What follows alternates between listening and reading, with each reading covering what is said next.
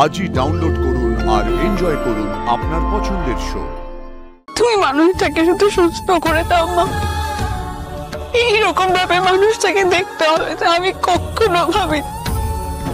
তার চেতনা, স্মৃতি সব যেন ফিরে আসে মা। আমি খবর পেয়েছিলাম যে তুই আর্য স্যারকে নিয়ে ফিরে এসেছিস। আমি তোকে বিরক্ত করতে চাইনি। আমি জানি তুই সবকিছু সামনে ঠিক ফিরে আসবি। হ্যাঁ রে মা, তোর কিছু হয়নি তো রে? এ অপু, কথা বলছিস না কেন? ও তো ক্লান্ত, দেখতে পাচ্ছ না? ওকে বসাও, একটু জল খাওয়াও, বসাও ওকে। তুই আয় আয় বস, আমি একটু জল আনি তোর জন্য।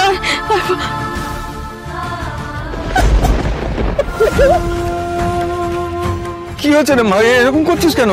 তুই তো তোর কথা রেখেছিস, সব তো ঠিক হয়ে গেছে রে মা।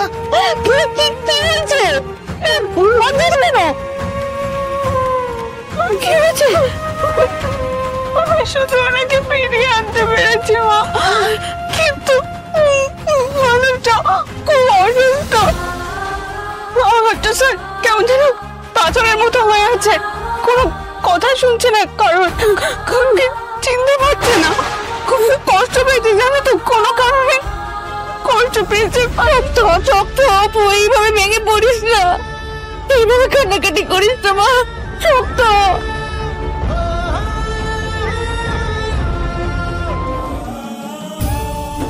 মা, আমি তো কোনোদিন তোমার কাছে কিচ্ছু চাইনি মা, নিজের জন্য কোনোদিন চাইনি। আজ চাইছি তুমি মানুষটাকে শুধু সুস্থ করে দাও মা। এইরকম ভাবে মানুষটাকে দেখতে হবে তা আমি কখনো ভাবি। তার চেতনা, স্মৃতি সব যেন ফিরে আসে মা। মানুষটাকে সুস্থ করে দাও, সে যেন নিজেকে চিনতে পারে, নিজের মানুষগুলোকে চিনতে পারে। আর্য সিংহের নামে সারাটুকু যায়, কথায় সারা দিচ্ছে না গো মা। এরকম ভাবে ওনাকে দেখবো আমি কল্পনাও করতে পারিনি। উনি যেন নিজেকে চিনতে পারেন, তাহলে তো সব গন্ডগোল হয়ে যাবে। আর্য সিংহ রায় এই নামটা তো অনেক না, অনেক নাম তার। তুমি এত বড় শাস্তি দেবে মানুষটাকে, এত বড় শাস্তি দেবে মা? শুনিস তো, আর্য স্যার সব ভুলে গেছে, ওরা স্মৃতিশক্তি হারিয়ে গেছে। কি হবে শুধু? বিয়ের তো সবকিছু ঠিকঠাক হয়ে গেছে, এখন এই পরিস্থিতিতে কি করে বিয়ে দেবো?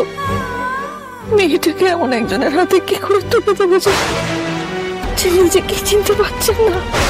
এরকম কেন ভাবছো তোমরা? এরকম কেন ভাবছো?